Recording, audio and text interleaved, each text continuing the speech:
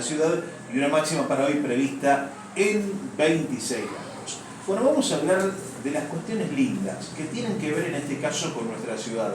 Repasar un poco la historia de la ciudad, del acervo cultural también de nuestra rica historia, porque Junín ha marcado muchas etapas. Tenemos grandes profesionales también que han salido de nuestra ciudad y que hoy están trabajando en la capital federal o en distintas partes del país.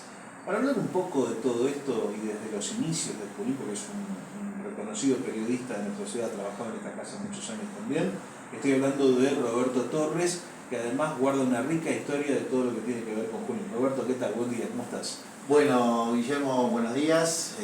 Buenos días a todos los amigos y amigas de LT20, del Diario La Verdad, del Grupo La Verdad y por supuesto a todos los oyentes. Bueno, un gusto estar aquí en esta casa, ¿no? Emblemática. Por favor. Bueno, contame un poco cómo nace esta pasión por guardar y conservar y además contar y difundir la historia que tiene que ver con Junín, porque digo, no es desde ahora, sino que desde hace mucho tiempo vos venís trabajando con la historia de Junín. Sí, un poco surgió de mi necesidad periodística también por recabar mayores datos de los que había de la historia de Junín, que estaban circunscriptos básicamente a la fundación, al tiempo de la fundación en 1827, el comandante Escribano, la influencia y la presencia de Sarmiento en la laguna juninense. Estamos hablando de la época del Fortín. Claro, sí, a toda esa época del siglo XIX, y algunos personajes que marcaron un hito histórico en la ciudad, ¿no? Pero después no mucho más había en la historia, por supuesto. Historiadores, me estoy refiriendo a lo que podía ver en internet, ¿no? Que es la herramienta de consulta más importante en estos momentos. Por supuesto, a lo largo del siglo XX hubo historiadores de mucha relevancia y significación en Junín que fueron recopilando muchos aspectos del pasado juninense, y de los cuales me nutro, ¿no? Correto, Marco. Aili también con su aporte fotográfico ha dejado mucho para ya el testimonio fotográfico, ¿no? Pero antes de Aili también estuvo Koenig, que reveló, que fotografió y que documentó, por ejemplo, todo el centenario de Junín, ¿no? También Koenig, el mundo Koenig, que tenía su fotografía, su casa de fotografía a muy pocos metros de aquí, y de la cual quedan sus vestigios. Es también un referente importante. Historiadores, decíamos, que han escrito libros, han dejado libros de los cuales me nutro para también ir describiendo este camino de casi 200 años, además de, por supuesto, el aporte invaluable que significa el Diario La Verdad, ¿no? El archivo del Diario La Verdad, un diario de más de 100 años. Es el primer diario de la ciudad. Sí, en realidad el primer diario de la ciudad se remonta a las últimas décadas del siglo XIX, que era El Mentor, que después que se publicó hasta la década del 40 aproximadamente, con algunos vaivenes, pero digamos, el primer diario de Junín fue El Mentor en 1880 aproximadamente, que tenía su imprenta. Por ejemplo, en 1914 lo encontramos en la esquina de Francia y Lavalle, ¿no? Bueno, ese fue el primer diario, pero bueno, subsistió hasta la década del 40 aproximadamente. Decíamos del Diario La Verdad, que con su archivo nos permite ir reconstruyendo la historia desde 1917 hasta la actualidad, ¿no? Hoy en su versión también digital. Y es el fundamental aporte que se tiene para ir reconstruyendo esta historia, que en lo que es lo más contemporáneo, ¿no? Porque también me interesaba. Recordemos que cuando se funda este diario, creo que estaba en la presidencia de Hipólito Yrigoyen, ¿no? Sí, así que bueno, y que fue precursor y que fue la continuación de otra publicación que también se llama La Verdad, que hizo también Monseñor Peira en Exaltación de la Cruz. Cuando se trasladan a Junín, traslada toda la maquinaria y la imprenta aquí, y ahí comienza este derrotero del Diario La Verdad, ¿no? Pero sí, es realmente algo realmente muy lindo ir reconstruyendo la historia de Junín, que más que nada es hablar de las vivencias y hechos que fueron construyendo los mismos juninenses, ¿no? A lo largo de estos casi 200 años de historia, como decíamos, y que de eso se trata, ¿no? Porque no es ni más ni menos que llevar a lo que es la actualidad lo que otros juninenses hicieron antes que nosotros. Roberto, preguntan muchas veces por el tema de los famosos túneles que había por debajo de la ciudad de Junín. ¿Hay alguno de ellos? ¿Se conservan todavía alguno de ellos? ¿Tuviste a lo largo de tu historia periodística la posibilidad de poder ingresar a alguno para conocer? Hablar un poco sobre eso. Sí, el tema de los túneles es el tema del pasado juninense, ¿no? Porque mucha gente se mezcla mucho de leyenda, de mito, ¿no? Porque los túneles en sí es poco lo que se sabe hasta el momento, se adeuda a una investigación mucho más profunda, pero lo que se puede saber es que fue posterior. Por ejemplo, no era un sistema defensivo, como algunos decían, de amalones o de ataques aborígenes, porque eso se remonta en posterior. La última referencia a un malón en Junín es de 1870 aproximadamente. Ya después no se tienen más referencias en la cronología histórica. Y esos túneles son posteriores a esa fecha. Estamos hablando ya de 1880 aproximadamente, cuando en la zona céntrica, porque los encontramos en una red que se extendería desde aproximadamente lo que podríamos, para darle una ubicación geográfica, la calle Rivadavia hasta Narbondo y Aparicio aproximadamente, y por áreas, ¿no? O General Paz, más o menos, pero más que nada enfocados en lo que es la actual calle Arias. Los últimos vestigios de algunos túneles que quedaban se remontan y que fueron encontrados hasta 1984 aproximadamente, en algunas excavaciones que se fueron haciendo para hacer construcciones. Hoy en día ya no queda nada de todo eso, porque se fueron dividiendo y se fueron cerrando. Y una de los, que decíamos, mucho se mezcla de leyenda y mito, pero una de los usos que pudieron haber tenido era para las reuniones masónicas. Junín, la presencia masónica fue muy fuerte. De hecho, figuras políticas relevantes de lo que eran las primeras décadas del siglo XX eran masones, así que se atribuye que había lugares muy característicos donde dejaban como una especie de señal. Uno veía la famosa flor de lis en las rejas, en las puertas. Exacto, sí, la arquitectura por allí tiene algunos vestigios de eso, y por eso digo que uno de los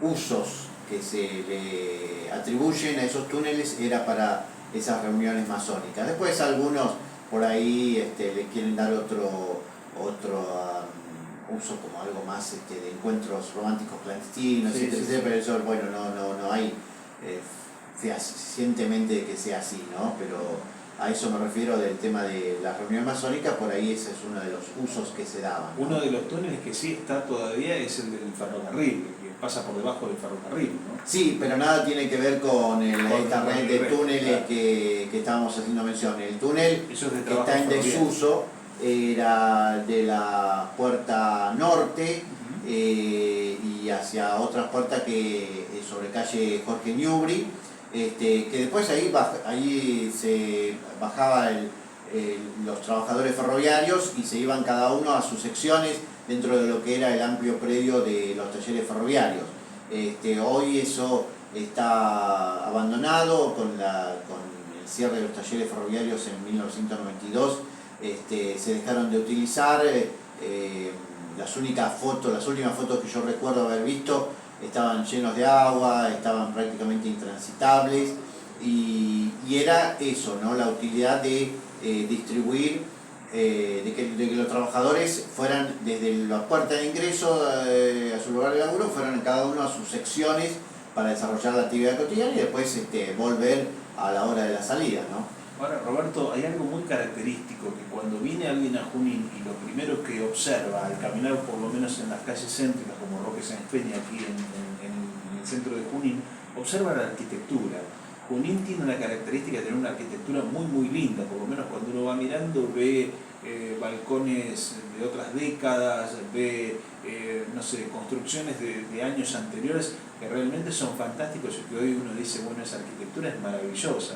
A veces yo me quedo pensando cuando veo, por ejemplo, la arquitectura que tenemos aquí enfrente de la radio también, ¿no? Que uno ve esos balcones históricos y te lleva a otras épocas también, ¿no? Y sí, hay una influencia muy importante de estilos españoles, franceses, Exacto. europeos, italianos.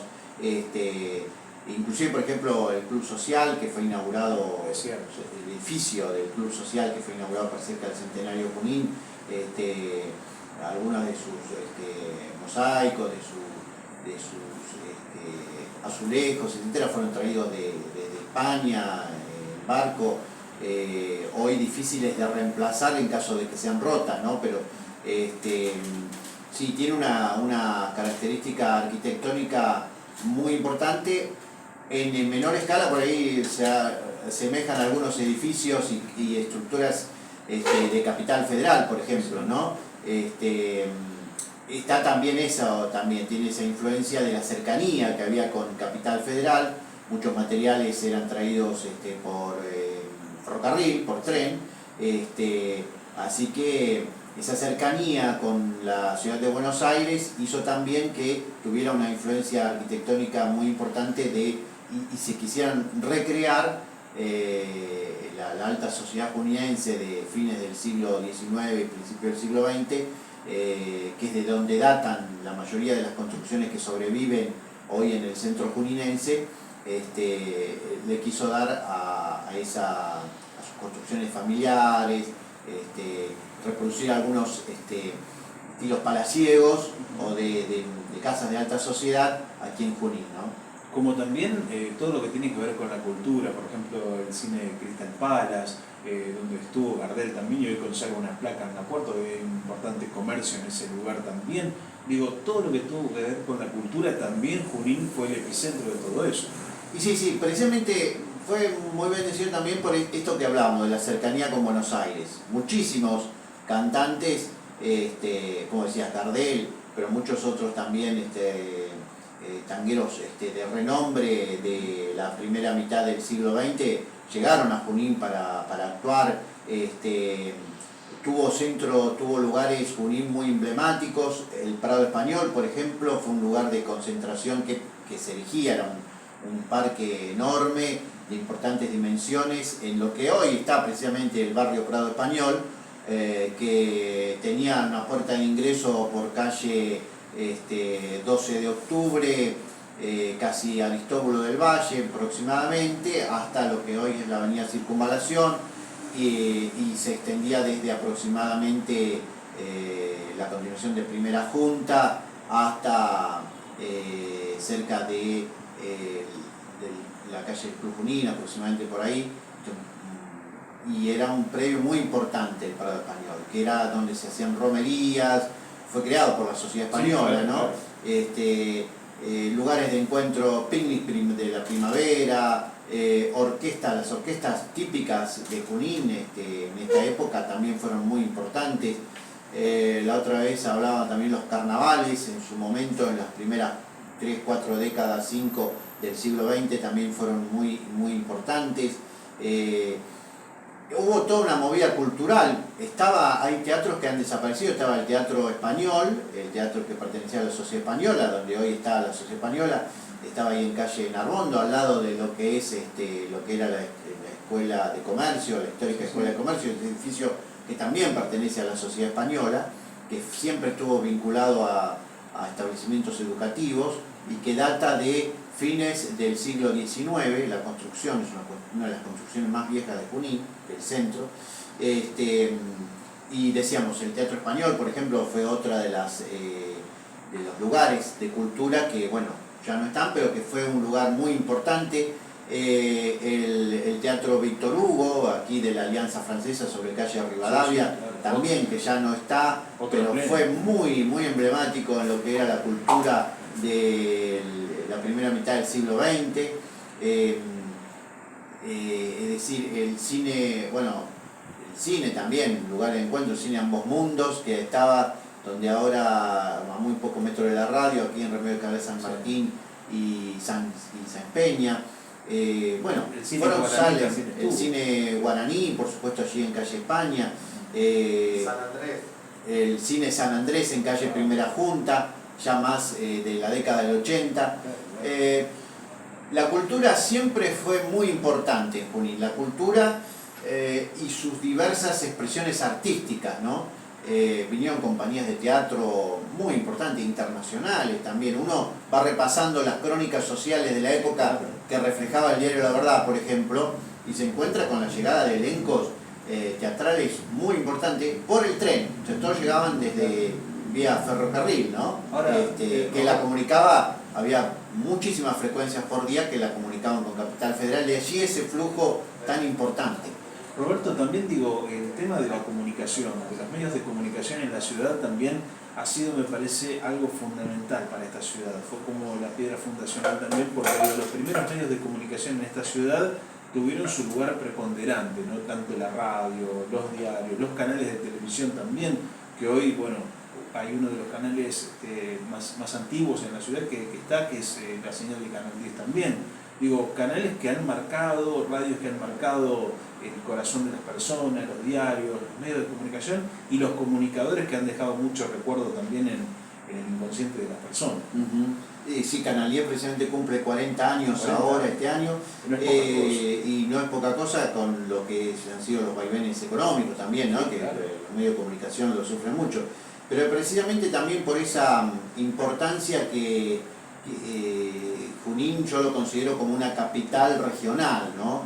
En Junín se referencia a muchísima gente de la zona y eso también dio lugar porque precisamente los medios de comunicación que surgían en Junín tienen una referencia regional muy importante, sí, un alcance regional en todas sus facetas, escritos, orales, televisivos, internet también, por eso mismo, ¿no? Por lo que significa Junín como centro neurálgico de una amplia región que excede el noroeste de la provincia de Buenos Aires, llega al sur de Santa Fe, sur de Córdoba, el este de La Pampa, y bueno, una amplia zona de la provincia de Buenos Aires. Sin contar los medios que retransmiten muchas veces esas radios o esos canales. Así es. Y precisamente Junín fue una desde la, como decíamos, nos remontamos a los últimos años del siglo XIX para encontrar el primer diario, pero ya había otras publicaciones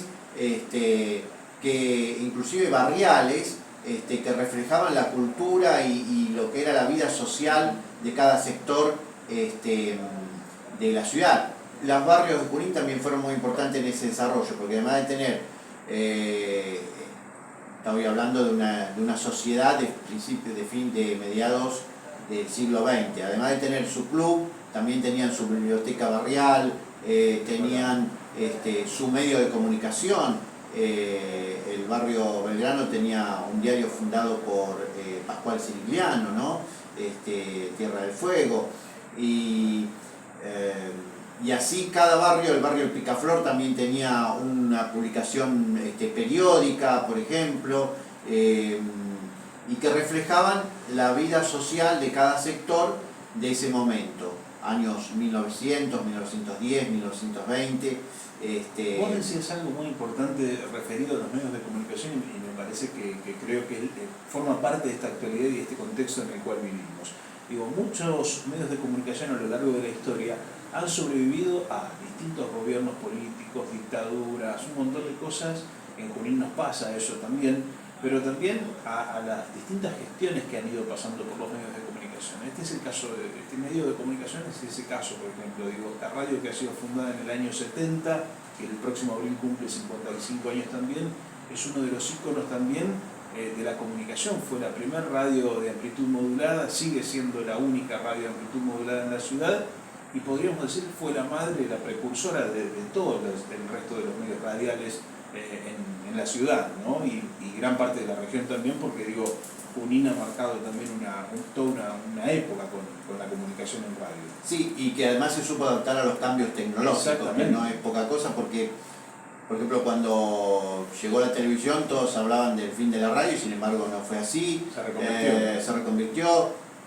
Y es más, Internet potenció a la radio porque hoy supuestamente esta nota puede estar escuchada por gente de Junín, pero también por cualquier otro lugar de la provincia, del país, del mundo inclusive, ¿no? Juninenses en el exterior se pueden referenciar hoy en LT20, en el Diario de la Verdad, en los medios de comunicación, buscan en sus celulares, en sus computadoras, las noticias de su lugar de origen cada mañana. Es decir, esta revolución tecnológica que significó Internet sirvió para potenciar los medios de comunicación y un aspecto, y uno de ellos en particular, como decíamos, la radio, con un alcance ya ilimitado, ¿no? Porque antes, hasta no hace mucho, estoy hablando de los primeros años del siglo XXI, dependíamos en los casos de los medios escritos, la cantidad de diarios que se podían llegar a vender, que se podían llegar a imprimir, y la información era por gacetilla. Claro, algún tema que otro que podía llegar a generar un interés en la comunidad y que por ahí eso podía redundar en la venta de algún diario más. Pero después estábamos sujetos a un límite físico, digamos, en cierta forma, que significaba esa cantidad de diarios impresos o que se podían vender en los kioscos y en los canillitas. Hoy en día eso ya precisamente pasó a la historia, forma parte de la historia, ¿no? Y considero que este es uno de los mejores momentos para los medios de comunicación, para el periodismo, porque para la expresión pública, para la forma, para poder expresar inquietudes, ideas, necesidades, todo lo que tiene que ver con la vida social de una comunidad, ¿no? Roberto, y hablando de la comunicación, vos como periodista te ha tocado ese proceso tan fundamental de ir reconvirtiéndote justamente a medida de que van pasando los cambios tecnológicos. Hemos pasado de los grabadores de cassette al grabador digital y hoy la gran mayoría de los periodistas utilizamos el celular para poder grabar una entrevista, para poder comunicarnos o una videollamada por WhatsApp.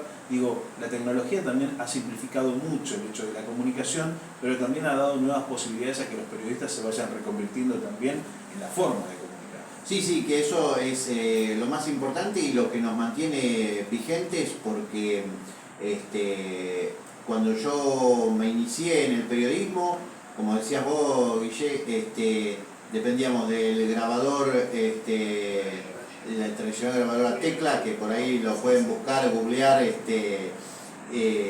los más jóvenes, el teléfono fijo y la máquina de escribir Olivetti, ¿no? Y por supuesto la hoja de máquina, elemento fundamental para poder expresar. ¿Sabés quién fue uno de los últimos periodistas que mantenía esa forma, hasta sus últimos días, mantenía esa forma de escribir en la máquina Olivetti y la hoja de papel? El querido y recordado Cacho Carón. Mirá, que hasta sus últimos días era uno de los pocos que me acuerdo que sacaba la Olivetti y la ponía arriba de la mesa y con la hoja y se ponía a mandar las notas a, no sé, a lo que él quería comunicar a alguien. Claro, lo ensobraba y lo mandaba. Sí. Conservaba esa tradición. Claro, bueno, sí, yo conservo la máquina de escribir portátil que tenía en los 90. Bueno, empezamos ahí. Y la teletipo, por supuesto, la teletipo que era lo que nos permitía con agencia de noticias, Telam, Noticias Argentinas y algunas internacionales, nutrir la información, las radiofotos y el fax. Esos eran los elementos que teníamos cuando inicié. Después, a mediados de los 90 comenzó a aparecer, bueno, ya escribíamos con la computadora, pero el sistema de OS, ¿no? Antes del Windows, de la Olivetti pasamos al sistema de OS, con los monitores gigantescos que había, que pesaban 70 toneladas, Y hoy están estos LED. Así. Y sí, y bueno, y celular ni imaginábamos que alguna vez iba a aparecer. Lo veíamos en películas de ciencia ficción o por ahí. Pero, y después, bueno, a partir de los 90 fue la revolución que no paró de sorprendernos año a año. Primero con la internet que llegaba por vía teléfono, que había que conectarse, el ruido no sé si lo recuerdan. El sistema de dial-up. Sí, te levantaban el teléfono y claro, y te cortaban la conexión.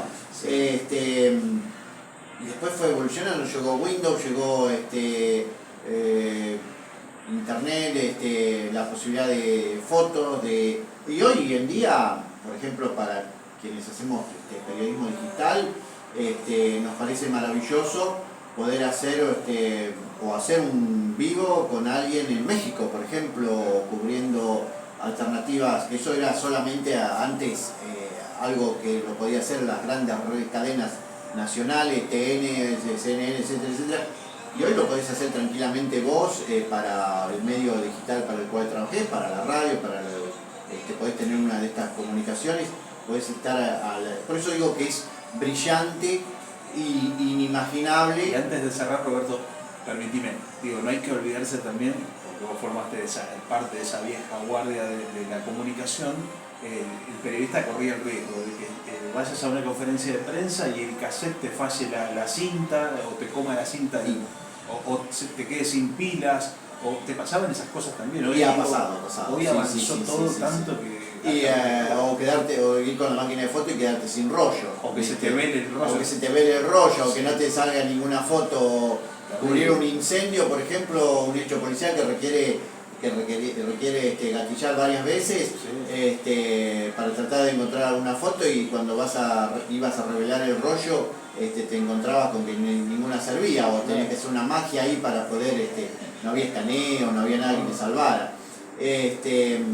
Entonces, bueno, hoy en día no, todo eso quedó la historia. Hoy en día parece que estuviera hablando de la época de las cavernas, hacer ese tipo de periodistas. Sí. Sin embargo, somos de esa generación que ha hecho esa transición de ese tiempo de elementos analógicos a lo digital, ¿no? Y que nos vamos a tener que seguir adaptando, por ejemplo, aplicaciones, edición de fotos, edición de audio, de voz, los operadores lo mismo también. Es mágico, realmente, para mí este es el mejor momento, más allá de que, bueno, puede haber, por supuesto, estar económico, pero todas las actividades nos encontramos sujetos a ello, pero bueno, y en lo que es lo tecnológico y la posibilidad de acceder, algunos más, otros menos, pero este es el momento, yo considero que es un momento impensado. Nunca pensábamos que se podía llegar a este nivel de profesionalismo y de capacidad tecnológica para desarrollar nuestra actividad, que esperemos que la inteligencia artificial no avance tanto, como que ya ahí estamos, pero vamos combinando. Yo he ido combinando algunas cosas que me permiten para mi trabajo periodístico con la inteligencia artificial, pero bueno, siempre algo la pluma de consulta, ¿no? Exacto. Roberto, yo te quiero agradecer mucho por haber venido hasta la radio. Contarle a la gente por último, antes de cerrar, dónde pueden ver tus trabajos, redes sociales, algún sitio web, contame. Bueno, Junín Historia, juninhistoria.com, ahí pueden ingresar y enterarse mucho más de lo que es nuestro camino hacia este bicentenario, como yo lo denomino. Nos faltan 3 años, no va para llegar a 200 años, yo creo que la mayoría de edad como ciudad, ¿no? Pero bueno, allí pueden encontrar fotos, notas, todo lo que fue década por década, hecho por hecho, y todavía falta mucho para seguir recopilando, ¿no? La historia de Junín es inagotable. Cada vez que avanzo sobre un tema me encuentro con otro y bueno, y hace que vaya pasando de uno a otro, como la actualidad, ¿no?